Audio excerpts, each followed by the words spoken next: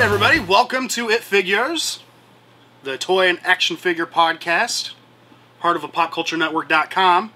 I am intern Rick. And I am, of course, your Lord Killen. What's going on, Killen? Not much. Looks like it's just me and you today. It does look like it's just me and you today. However, I would like to note, I had my attorney in for me last week. So, I was put under the impression that if your attorney makes an appearance for you, then you do not have to show. I think that only applies at court. Well, not during podcasts. I don't know. I'm not a lawyer, but I'm pretty sure that's how the rules go.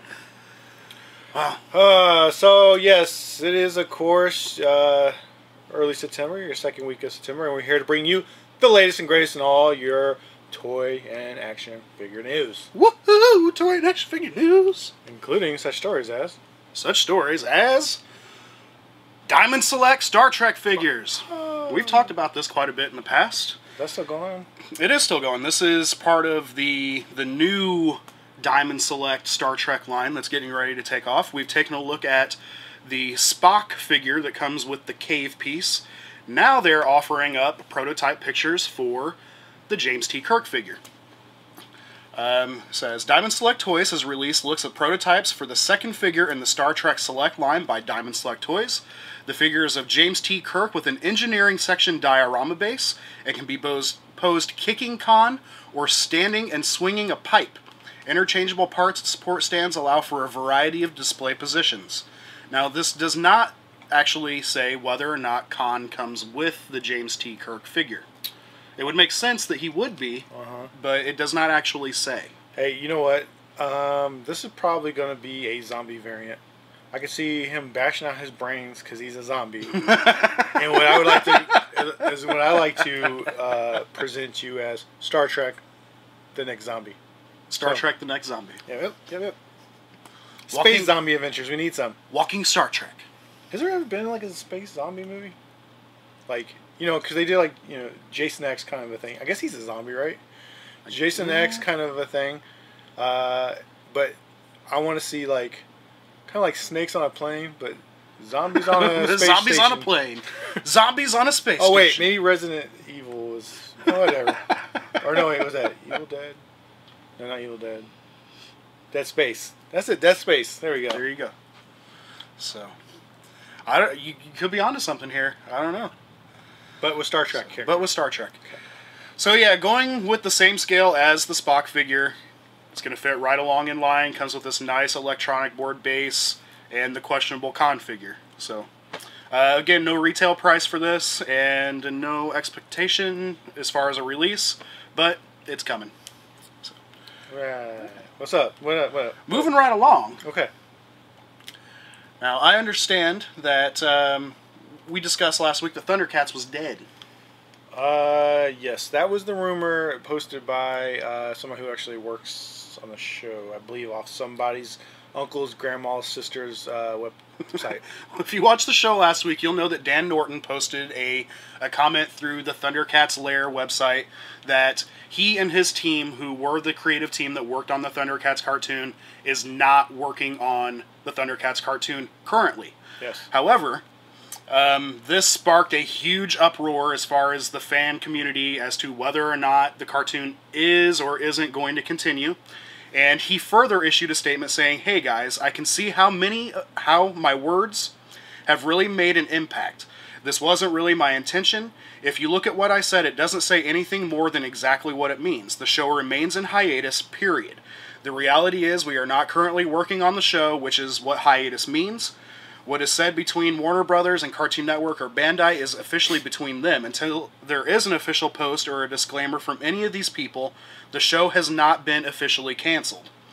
And he goes on to say a few other things, and then there is actually a quote issued from Cartoon Network and Warner Brothers saying, "Sorry for any confusion, but the network is still discussing the future plans of Thundercats, and we haven't made an official announcement yet.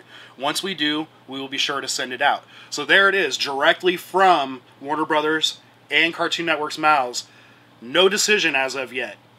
Just because the production team isn't currently working on the show doesn't mean the show isn't going to happen. That just means they're working on something for the immediate future. Right. Which is kind of like, you know, how your favorite TV show is only on in the fall. There you go. It'll come back next fall. Don't worry.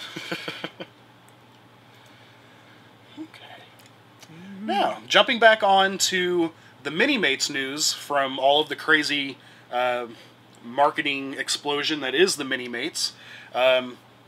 Coming right off the heels of the Marvel and Capcom 3 comes the announcement of Street Fighter X versus Tekken Mini-Mates. I believe that's Street Fighter X Tekken. Well, I have no idea. I think it's called X. I'm not the video game guy. No, I'm sorry. That's you. It's cross. It's cross. I like to say X. Just to make everybody mad. So, this first wave will include Ken versus Steve, Sagat versus King, Cammy versus Nina, Poison versus Lily. I have no idea how to... Zangief, and Balog, and then Guile and Raven. Now, with those last two, those would be Toys R Us exclusives so far, and then the Cammy, Nina, Poison, and Lily will be the small comic shop specialty store exclusives. So in other words, like, shoppcn.com for all your Mini-Mates. If we do carry them, I don't know. There really hasn't been too much of demand for those figures for us. People coming in here locally or emailing us telling us, hey, we want those figures. So if you do, let us know and we'll carry them. Although, if they do want any previous Mini-Mates figures, might not be a good idea. Bad idea to check out the shoppcn.com store. It might not be a good idea, so don't go there. But yeah, I can't believe that they're still going on with the Street Fighter license and the Mini-Mates. I mean, for me, if I was collecting Mini-Mates, I don't know if the fighting character games is where I would want my figures to be. So, that's just me personally. I mean, I don't really collect Mini-Mates per se. I do have a few. But, come on, man. Give me something new. I am really kind of surprised how they kind of seem to be oversaturating the market with video game Mini-Mates whenever it doesn't seem that video game properties would necessarily be the target audience for Mini-Mates collectors. I could be wrong. It looks like there's like some kind of like, they don't have nothing really good going on right now, so they just keep pumping out licenses they currently have.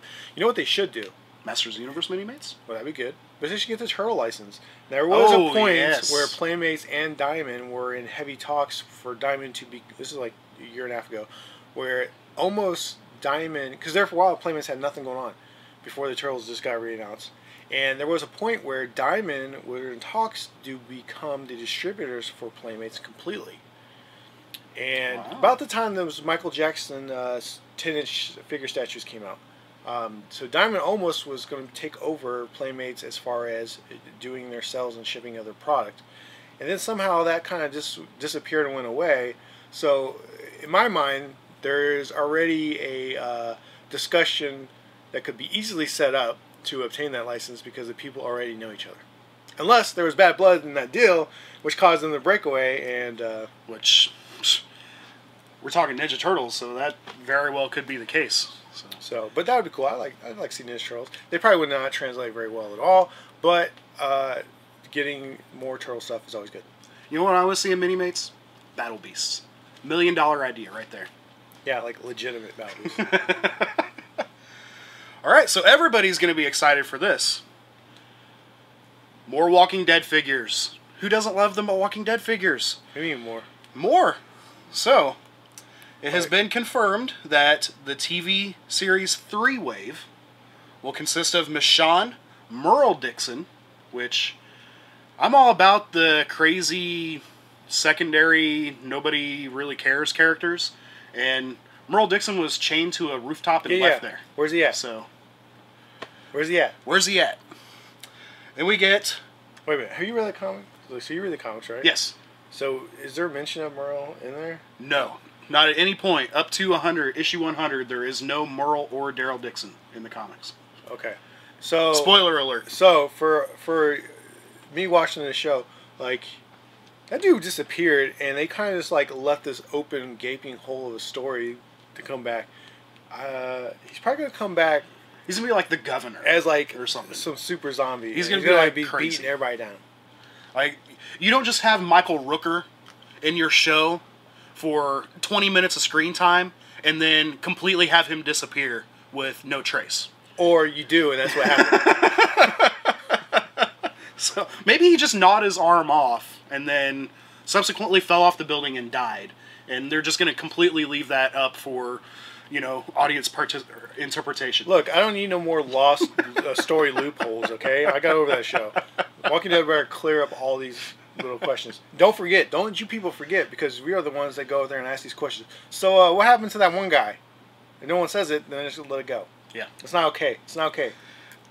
So we'll also be getting an autopsy zombie, and Michonne's pet Mike, and Michonne's pet Terry. That'd be cool. So this is going to be, a definite, saturation of Michonne-ness in this wave, but just imagine opening that Michonne figure and then having her chained to those two pet zombies. Awesome. Yeah, that's going to be cool. And the way that Series 2 for the TV show has left off, it's obviously going to be all about her in this upcoming season. Oh, yeah. So, probably the smartest marketing to release that figure now. All right. And then Comic Series 2 will consist of Glenn, the Governor, one of Michonne's pet zombies, and the Governor's daughter as a zombie. Oh, how irritating. Only one of the zombies. Yeah, you're only going to get one. And then you got to wait forever to get the other one. If they even, we're talking McFarlane, if they even come back and do the other one. Oh, that's sad. 2 years from now, that line could be completely lost in limbo. As long as the TV show keeps going strong, there'll be no problem with those. Let's hope so. So what else we got? Oh, yeah. Can't get away from an episode without some Masters of the Universe news. So, Kind of. So, Icon Heroes, is that correct? Yeah, I believe so. Yeah, Icon Heroes. Icon Heroes. Uh-huh. In conjunction with the Four Horsemen, have announced the release of a 10-inch Castle Grayskull statue. By the power of Grayskull, He fans rejoice as Icon Heroes proudly presents this incredible statue of Castle Grayskull. Designed and painted by the biggest Masters of the Universe fans, Nate, and I'm so terrible with pronouncing people's last names, Bertzich, excuse me if that's wrong, and the Four Horsemen. No detail was overlooked, and fans can now show off Castle Grayskull in its entirety with rarely seen parts of the castle. Now we're talking, of course, the completed back. The Castle Grayskull statue measures approximately 9 3/4 height and will retail for $125. Wow. I guarantee, you know what? This is cool because there's nothing like it, but without it being into a scale that's usable, it to me is almost like this useless. is a $125 paperweight. Yeah, it's useless. I mean, it looks awesome. Looks cool. I like it. I'd like to have one if somebody gave me one, but I'm not gonna spend $125 for something that doesn't fit anywhere. The statue is amazing. It is what every Masters of the Universe Classics fan would want out of a potential Castle Grayskull.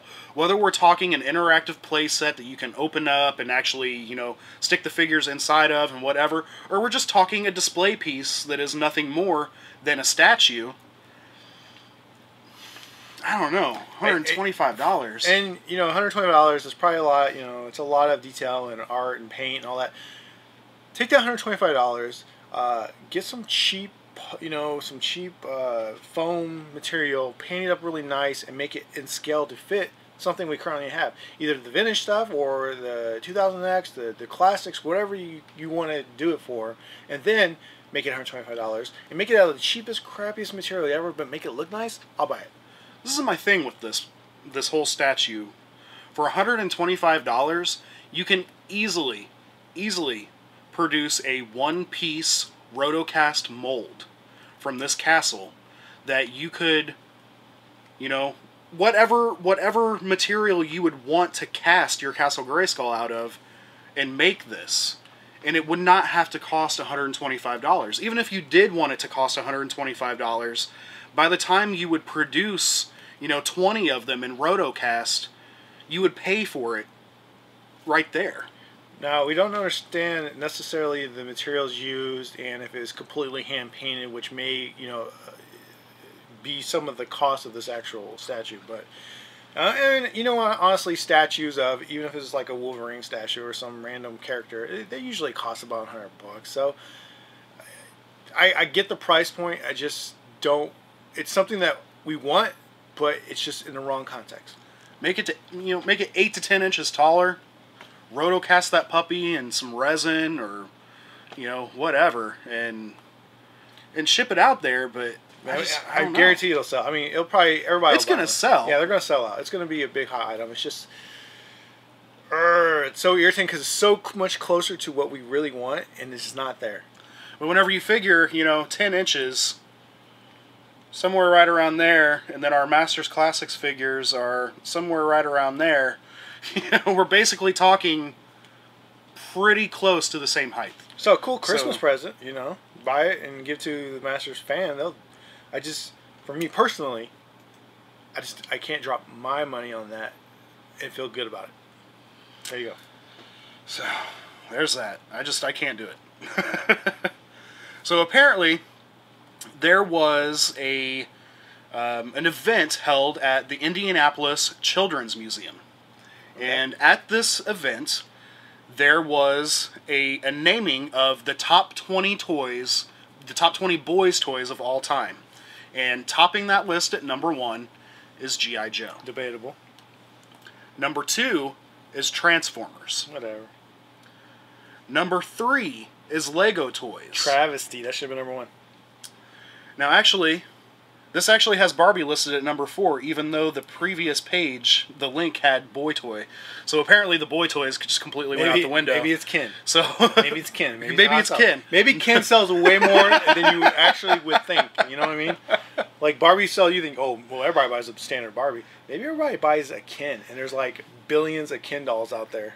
So are we hypothesizing that kind of like in the male collector market, the female figures tend to be the most sought after and the more expensive ones? In a female collector market, the male figures are the same way? Yeah, because girls want a boy for their girls, right? So every person that collects a Barbie, if you're a child and you're a kid and you play with them, they gotta have the Ken.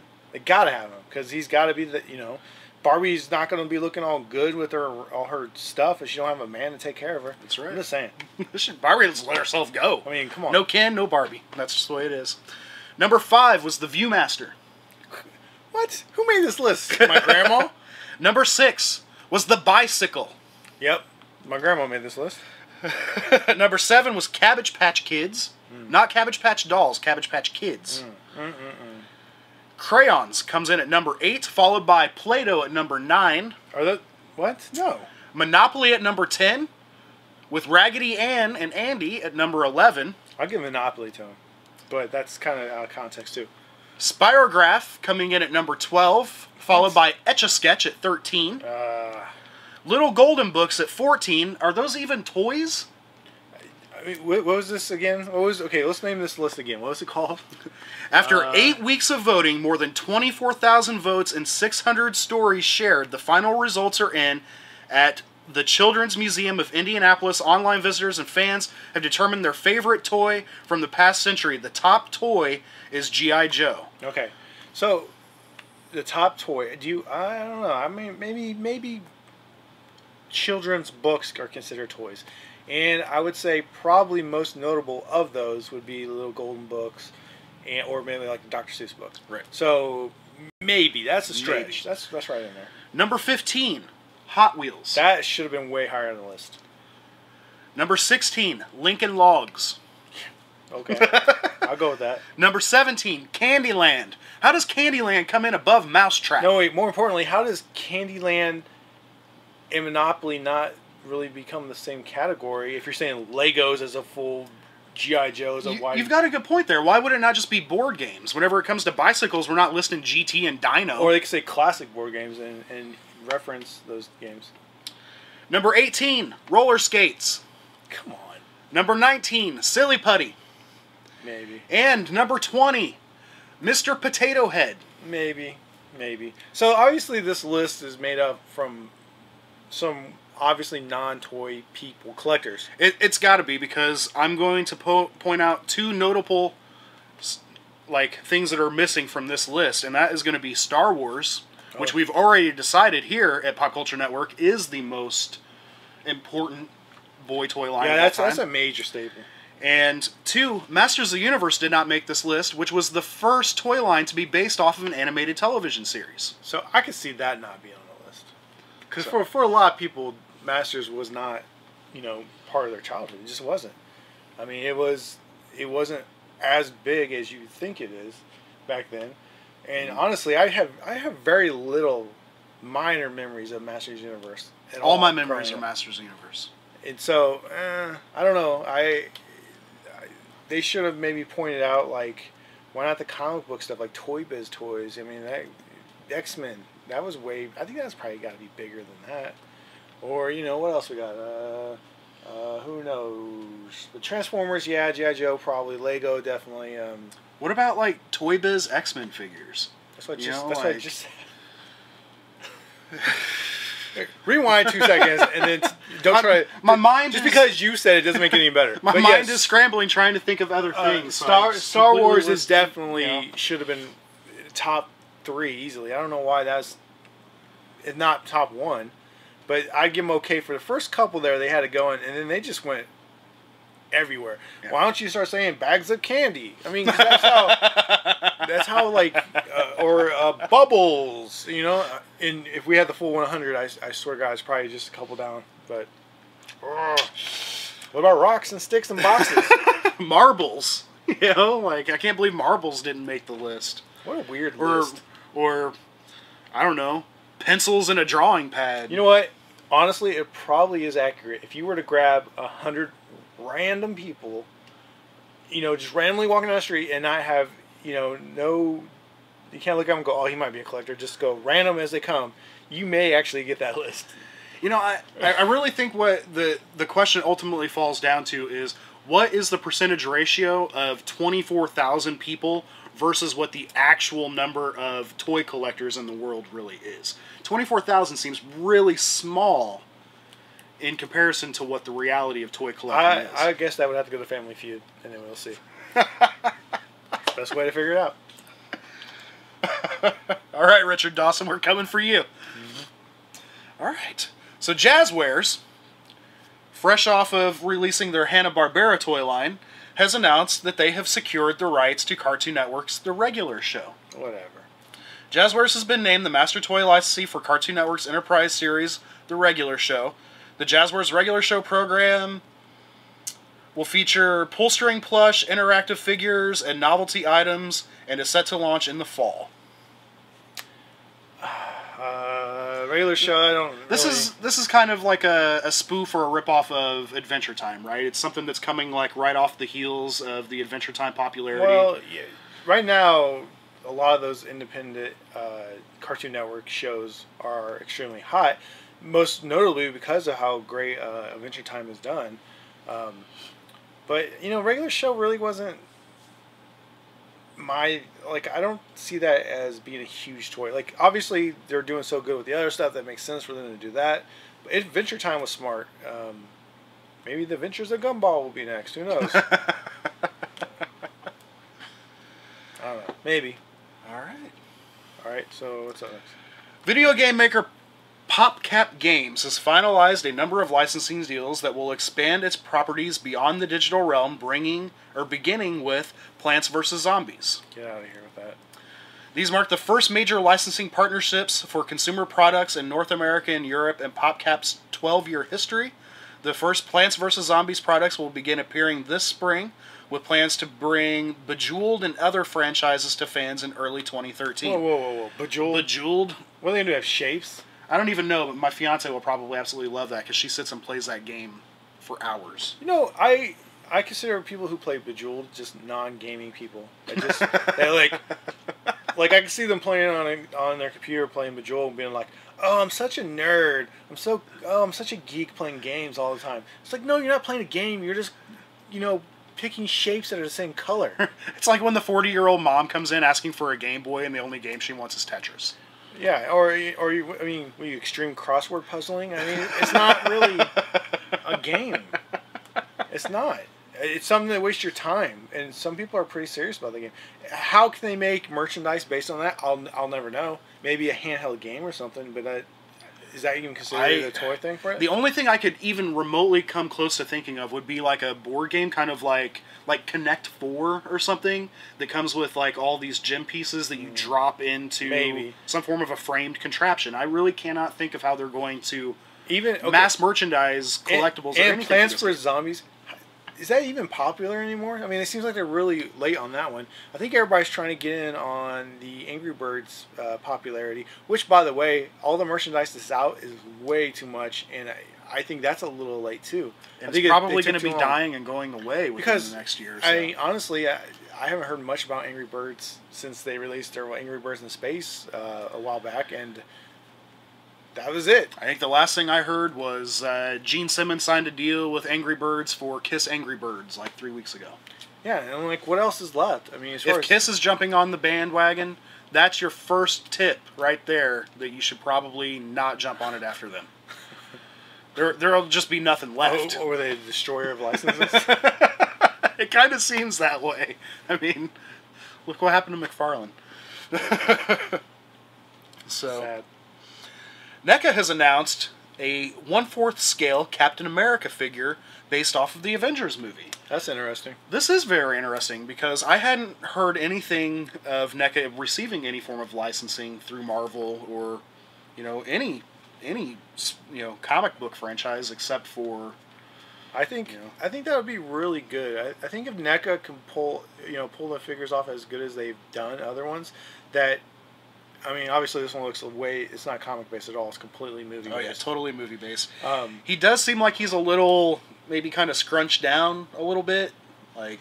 Yeah, he looks a little weird, but if NECA can do this right and get that Marvel and get their approval, maybe we'll see a whole new series of Marvel inspired toys from NECA, which makes really a nicer quality, less posable figure, but you know what? Honestly, I like the quality of the looks over the posability. Yeah, if you're talking like a realistic, excellent quality figure over something that you're going to be able to manipulate and move and pose and stuff, NECA is definitely it, hands down.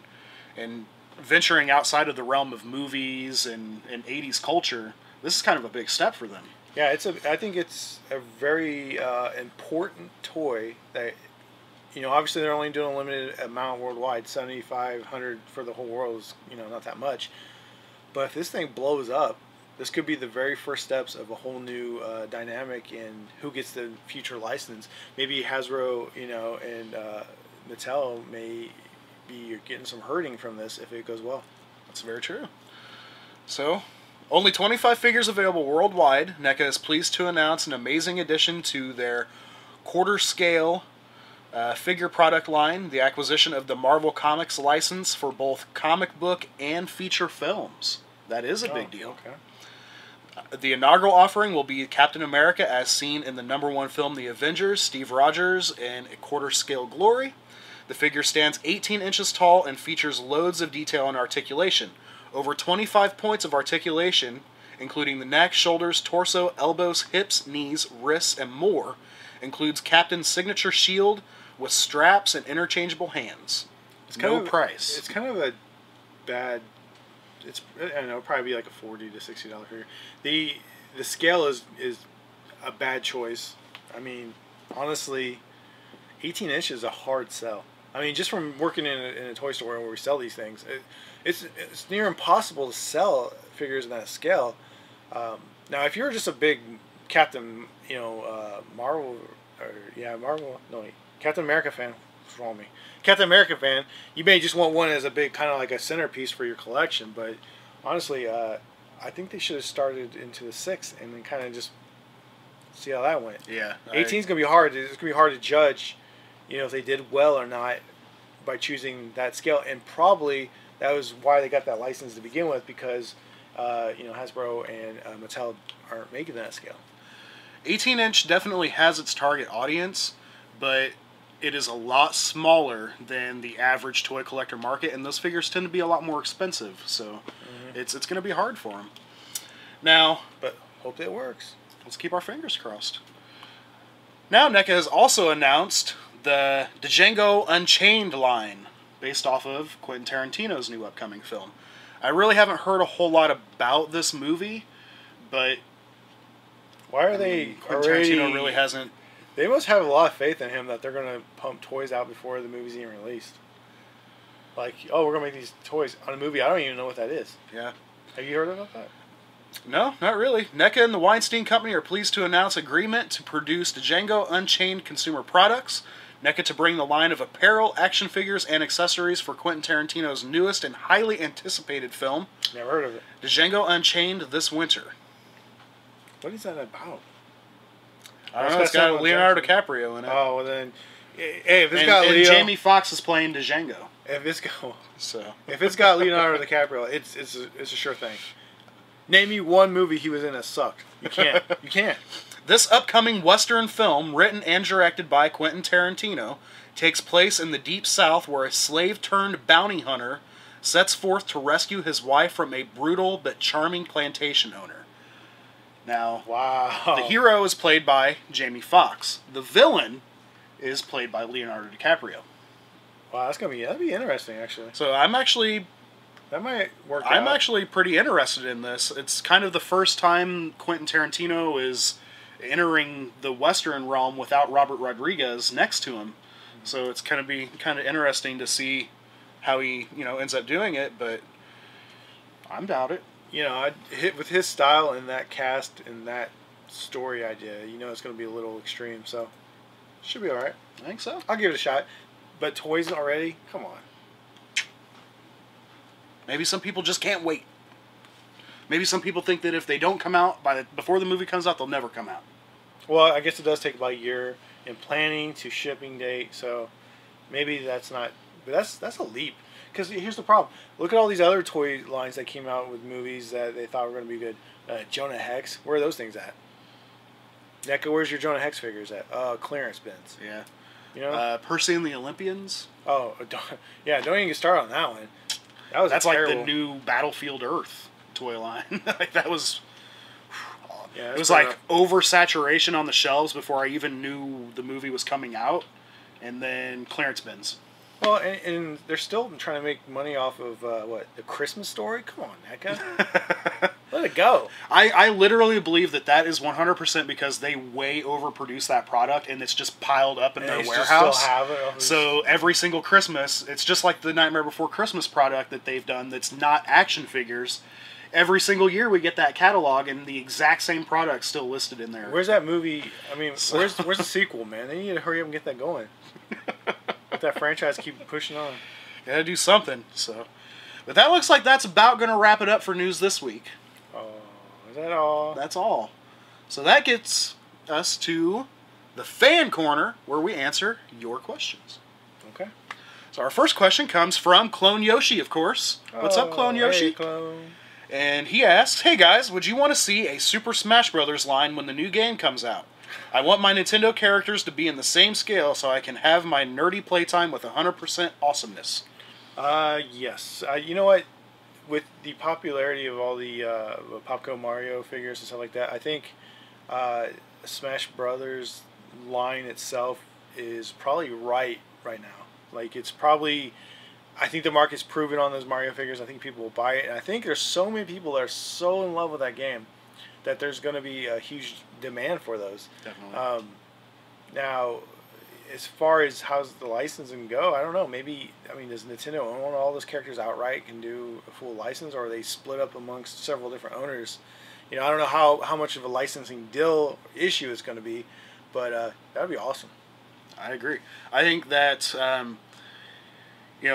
whether it was Mario only or if it was a Nintendo franchise expansive collection, if they could do something in the lines of like the 3 3/4, 4-inch, like the Hanna-Barbera figures that Jazzware is doing, nice figures, but they're not like super skinny and next to nothing there like a G.I. Joe or a Star Wars figure, that would be awesome. I would love to be able to collect that line. Get all those little Koopa kids and all the different little Yoshis and all those different characters in that scale. That would be an awesome display. So, absolutely. All right, our next question comes from MR16-bit. There you go. That's way better.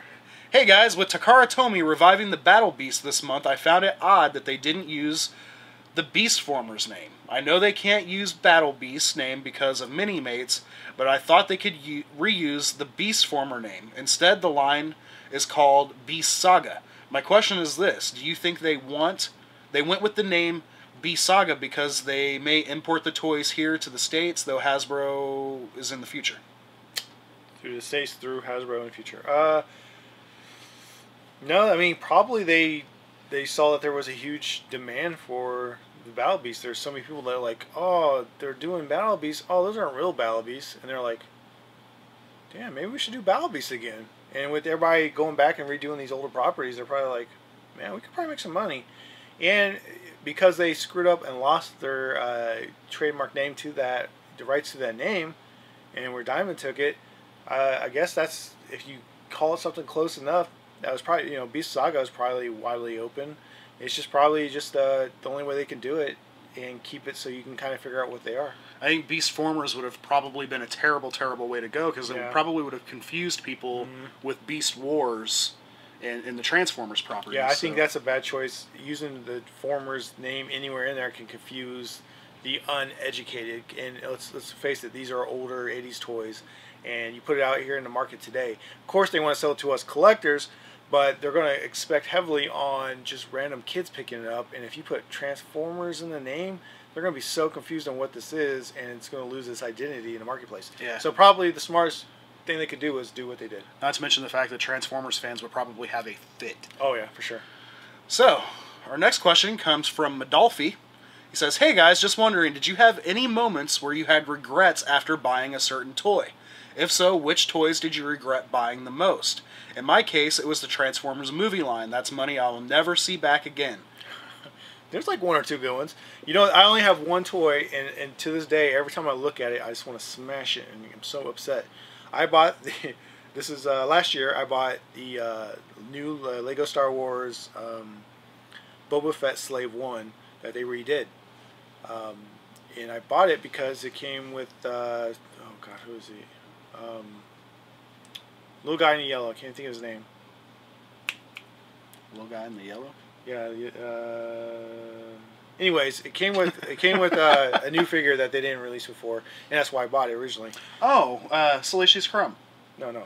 Is that who was no, in? no. Are you talking about the big? No, he was in. He had a yellow jumpsuit on. Oh, you're talking alien. Lego. He's an alien. Yeah. I can't. I'm going to slap myself for not being able to think of the name. Anyways, I bought the ship, and I've had 2 or 3 of the older ones, so this was obviously going to be a larger scale than the previous ones. And I put it all together, and I'm like, oh, it's a Slave One. And already the Slave One's kind of is kind of a dumb ship, okay? It really is. I don't care what you guys say. I don't like it. It just doesn't work. And I'm getting this thing, and I'm like, it's big, and it's heavy, and it's kind of fragile because, you know, it's Legos, and certain parts, when you get to larger scales, it gets weaker at different points. And there's no stand or no way to, like, have it upright, so if you wanted to display it, you know, it would be in the right position. Instead, you have to leave it down like this, and you just can't tell what it is like that. And so I built it. I'm like, and it was like $80. It was already expensive. So I put it all together, and I'm like sitting it on the shelf, and I'm like trying to figure out how I'm going to do this. And stuff keeps falling off, and I'm just getting like more mad as I'm looking at this thing, going, it was $80 for this thing. And I'm like, you know, I'm getting frustrated. I'm looking at some of the older ones I have. I'm like, those things are, the smaller scales are so much better. Why'd you make the scale bigger? And why didn't you not think of some way to get it so it could stand upright? So, I mean, because obviously I'm not going to play with it, but it has no sense of display ability the way it stands.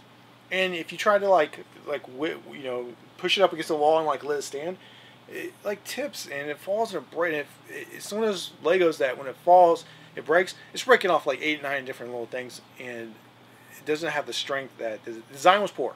Design was poor, cost too much, and I wish that was the only Lego that I bought that I wanted to take right back to the store as soon as I was done putting it together because I was so disappointed in it. And because of that, I decided to no longer collect any more Lego Star Wars ever. Because of that one toy. Wow. There you go. I can think of 2 notable situations that, you know, immediately come to mind. One was whenever I was a kid, I bought the Teenage Mutant Ninja Turtles sewer sword or whatever it was. It looked like a big snake for a blade and then had like a turtle shell for a hilt. Okay. It was like the worst money I ever spent, especially considering I could have got 2 new turtle figures for the cost of the one sword, which was destroyed within like 2 weeks. Yeah, but what's that thing probably worth now? Who knows? I haven't even tried to check. I haven't even seen one of those. So that was a big regret for me as a kid, because I also remember at the same time that I picked that up. When you was a kid, how do you remember that you bought that and you were that disappointed? Did it really like ruin your life? It really disappointed me because, like, still to this day, I still regret that I had the opportunity to buy, you know, like any other figure. Like, I specifically remember at that time that I had a Michelangelo and the original Donatello that I had gotten secondhand through a trade or whatever. They weren't in the greatest of condition, but I could have bought those 2 figures brand new off the shelf instead of getting that sword, and I've always regretted that. And your today's self is mad at your little self because you kept all your stuff from when you were little, and you would have had those figures today, right? Now, a more recent thing that I've been really disappointed in will probably be a lot of Mezco's product, but specifically the Goonies line. I bought the entire Goonies line. I was super excited about these figures coming out. The first figure I opened was Sloth, and based off of my disappointment in the Sloth figure, I kept the Sloth and returned all the other ones because they were garbage. What was wrong with them? They didn't look good. I didn't think Chunk looked like Chunk. I didn't think Data looked like Data. Their paint applications were terrible. Like, paints were just globbed on. Okay, when did you get these? When you were a kid? Like 2 years ago. Oh, I was going to say, you cared about paint applications when you were a kid? No. What kind of nerd are you? Okay. No. So, that's my disappointing Toy Stories. Okay. I'll go with that. So our next question comes from CXB452. Greetings and salutations from the Keystone State. That's Pennsylvania. I was going to say that. No, I wasn't. I'm away from home this week visiting relations, but I couldn't stay away from the Pop Culture Network. Well, thank you. Thanks for watching. My question is this. How old is too old? That is to say, when are you too old to collect toys? I'm 32 and finding out that my collecting habits have changed since I was in my early to mid-20s, but I don't feel I'm too old to collect. But when are we too old to collect? Never. You know what? I'm 32 myself. And, wow, so weird to say that. But we do have people that come into the store and purchase. And let me just tell you this. There are collectors far older than us that come in here and still looking for stuff. Now, obviously, they're collecting stuff in a different era. You know, obviously, I'm collecting stuff from the 80s because that was my childhood. People that are just slightly older than us, though, they're going to be collecting from the 70s because that was their childhood. So, you know, you can only go up so, you know, you have to go back a decade every time to the next level of collectors, and you know you can only live so long. So what's the age? I mean, obviously there's people, they're old men, and that's why you see all those old men buying antiques like the 10 cars and all that stuff, because those were their toys when they were kids. Absolutely. So if you look at it that way, there's really, you know, they collect dolls and stuff because that's the stuff they had when they were kids, and then they're still collecting to this day. So we just don't, you know, think of that stuff as toys because to us that's antiques. That's a whole different thing. But it's really not, because when we're old men and we're collecting Ninja Turtles and He-Man, those are going to be antiques to our, you know, the kids below us. They're going to be like, you're an old man buying a stupid He-Man figure. That thing is old as dirt. You know? Definitely. I mean, the fact of the matter is, nostalgia is a part of life that only gets stronger as you grow older. The older you get, the closer you get to the inevitable, the more you want to recapture your childhood. And pretty much the only way to do that is to recollect all of the objects that you really remember and associate your childhood with. And that is why toy collecting has become what toy collecting is today, is because of that. So remember, everybody's still collecting toys, even the old people. It's just we are out of the, we're not thinking those are toys, we're thinking those are antiques. But in their mind, they have the reverse thing. They're thinking, these are our toys, and the stuff you guys are collecting is just a bunch of crap. That's right. So, our next question comes from Albatraz. What's up, Albatraz? And he's asking, what do you guys think of the new Hanna-Barbera toys? Saturday morning review. I love them. I don't know yet. We are going to be getting them into Shop PCN sometime this month, and I don't know when, but probably fairly soon. Once I see them in person, because I haven't seen them even at Toys R Us. I haven't gone to Toys R Us for a while. But I'll look at them, and if they look decent, I'll have a better opinion on them. For right now, I don't know. I looked at stock images; they look okay, and I know from past experience, and this is just a tip for all you collectors out there. You may want to buy these things if you're looking for toy investment, because every time they've released this kind of stuff from these Hanna-Barbera toys, like they are out for a little short period of time, completely gone from the marketplace, and then they just go up. That is absolutely correct. If you have ever come across any of the Toonami Hanna-Barbera stuff, it is astronomically high. And McFarlane did a 2-series wave of Hanna-Barbera characters. You can get the first wave for fairly affordable prices, but that second wave came in almost completely undetected, and most of those figures go for between $35 and $60 a piece. The cool thing about the McFarlane ones is you get more figures in one package, as opposed to the Hanna-Barbera or the Jazzware stuff, which is one character per package. So, our next question comes from CashFan982. Hey guys, this week my question is, when you were a kid, did your parents ever try to get you to collect or have an interest in something they were interested in? And if so, has that encouraged your toy collecting, or is it something you took an interest in independently? Personally, I can always remember my father wanting me to be interested in military history and uniforms, and reading me books about World War II and taking me to military shows from a very early age, which is something I'm still interested in today. No. For me, no. Not at all. What my parents were into, let me see, my mother, she was into cleaning. Like, there was nothing, like, and it's the dumbest thing to say, but honestly, my parents are the two most non-interested in anything possible people that I've ever met in my life. And, it makes it really difficult for, like, Christmas or birthdays, like, hey, what do you want? Nothing. I don't need nothing. I'm good. Like, that's the way it is every year. I don't know anybody else's life that's like that, where you ask their, what they want. People kind of generally know. I could do that. People are going to buy for you. I mean, that's just how it works. And my parents, every damn year, I'm like, so what do you want? And they're like, nothing. I don't need nothing. Nothing. You can give me some socks. Or they'll just pick something completely dumb or random that just so I can like leave them alone. So what do they like that they instilled in me? Nothing. Both of my parents collect. My mom, not so much. She collects little owl figurines and little owl knickknacks. She loves owls. My dad, on the other hand, collects sports memorabilia. And I was spoon-fed the desire to love sports from an early age through like teenhood or whatever. Oh. And I absolutely hate sports. Oh. And it's probably because of that. But it did turn me, or at least the two of them together probably did have something to do with me becoming a collector of some sort. Honestly, if I think about it, why did I start collecting? I don't know. Maybe just growing up kind of poor, you just got this mentality that anything you have, you have to keep. Oh, I definitely agree with you on that, for sure. So maybe that was just it. Just we were, a lower income family growing up back then, and I think the idea of collecting back there wasn't something we thought of. It's just if you have something, you take care of it, and and you keep it in good condition because that's all you got. That's right. So maybe that inspired collecting. There's another deep thought for you guys. There you go. Figure that out. Our next question comes from Nick the Toy Columnist. Hey. What's up, Nick? Says, hey guys, thanks for all your time and hard work. You're welcome. It's not that hard. My question is, did you ever go through your collection and find something in it that you completely forgot you had? Mm-hmm. That's happened a couple times, but I think I probably forget the things that I used to have and have gotten rid of over time more often than I forget about the things that I do have.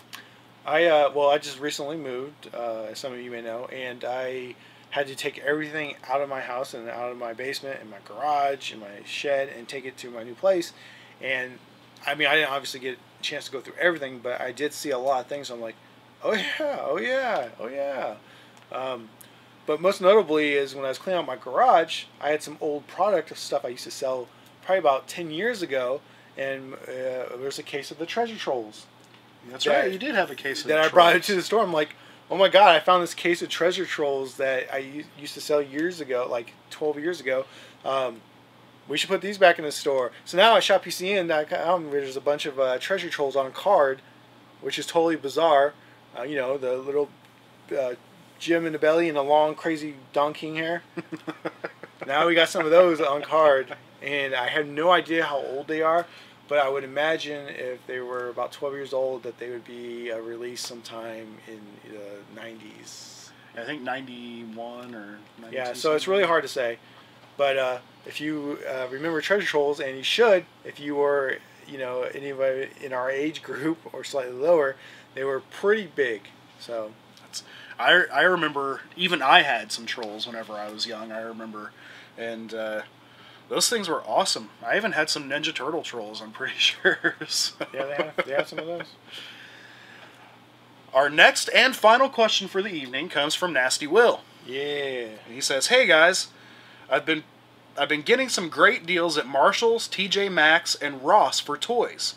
I got me some Leader Class Transformers for $22, which are still in the store for $44. Which stores have you guys gone into that you did not know sold toys at a discounted price? And if Scotty is there, they have Power Rangers too." He's not. Yeah. Well, okay. Aldi. Yeah, Aldi's. I've heard that story. Aldi. Still today. Still to this day, you can find some pretty good things at Aldi. We don't have a Marshalls. No, we don't have a Marshalls, but I did not know Marshalls sold toys. So next time I'm seeing a Marshalls, I go in. We do have a TJ Maxx, and that is very true. They always have random toys that are either just off the market or were hard to find, and then they just have them released, and they have them at usually a good savings. Sometimes not, though. And as far as Ross goes, we are in our town right now currently building a Ross, and it's almost done. So I'll be very happy to go in there. And I believe Ross is the Target clearance, is all the stuff Target has, and then they put it in their own clear out. I thought that was Marshalls. Is that Marshalls? Well, I think Target owns Marshalls. Okay, well, I could be mistaken. I'm pretty sure Ross is one of those big box. But Ross is the company that got the big G.I. Joe deal. Yeah, a few months ago, right? Yeah, so I'm pretty sure that is Target, but I don't know. Whatever. Who knows? But yeah, they also check out the dollar stores if you haven't. Don't go to Family General or Dollar General if you have that franchise chain. But the independent dollar stores, if you have any of those, we have one in town called Deals, and it's kind of an upscale dollar store. And in there, they generally have all kinds of crazy stuff come in. You never know. I was picking up I think 200-piece Masters of the Universe jigsaw puzzles at Deals. They had the miniature 2000X Masters of the Universe figures at Deals a couple years ago.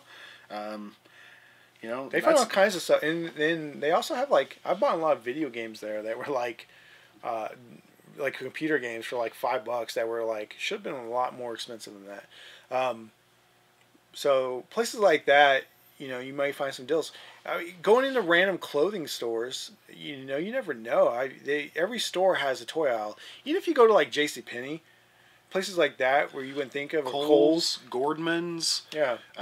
They have toys. Any upscale clothing department store. Burlington Coat Factory has a toy department. Check them out, because if you're looking for something you can't find it in all the places you go, check out the clothing stores and go through the toy aisles. And most of the time they don't have nothing in there of any value, but there's been several times I've gone through there and seen stuff and I was like, oh my god, they're selling this stuff too. Wow. Even Barnes & Noble has dramatically increased their novelty and action figures. Oh my god, so. Barnes & Noble right now looks like a toy store. It's huge. Pretty ridiculous, in all honesty. Anybody out there that hasn't stopped by and is looking for a Daryl Dixon, that's a good place to check. For sure. So, well, that's going to about wrap it up for questions and news this week. If you have enjoyed this show and like what we do here at PopCultureNetwork.com, be sure to check out all of our shows and to join the forums at jointheforums.com. And if you would like to help support us and purchase any of this lovely merchandise you see as our backdrop, be sure to visit the shoppcn.com store and killinenterprises.com. Yeah, and honestly, if you guys wanted to help contribute, instead of just donating money like most sites would ask you, we would rather you just go to our web store and go shoppcn.com and purchase stuff that you would buy normally at stores, because we do carry all the new stuff. And we have video games, comic books, toys, movies, Blu-rays, music CDs, all the stuff that you're already buying and we just have it here available. And best part, you know, every dollar that you spend there, we actually use in production and funding the site and continuing to do bigger and better projects. So if you can, help a brother out, go there, support us so we can keep doing this. Generally, that's where all the money comes from for our daily activities to keep the Pop Culture Network going, is through the Shop PCN stores. And also, if you go to our website, shoppcn.com, and you know Christmas is coming, there is a wish list feature in our store. So if you wanted to, even if you have a birthday coming up, go in and pick a bunch of stuff out that you would like, you could email that list to other people in your family or stuff like that, and then they can go and purchase that for you, and we can ship it directly out. So something to think about, and we hope you go and support us. And if you are a fan of us and would like a personalization on any item that you purchase, just include a little note, and we would be happy to autograph it for you. Yep. We're pretty flexible on what we can do as far as shipping, and like I said, I mean, I personally myself hand ship every one of those items that we ship out, and you know, as I was just checking the other day, we're over 250,000 shipped out items, and that's a lot of stuff to do by myself. That's right. I do about 50 a day. It's pretty rough. All right, so that will wrap things up for this evening. I am Intern Rick. And I'm, of course, your Lord Kim. Take care. We'll see you next week. Woo!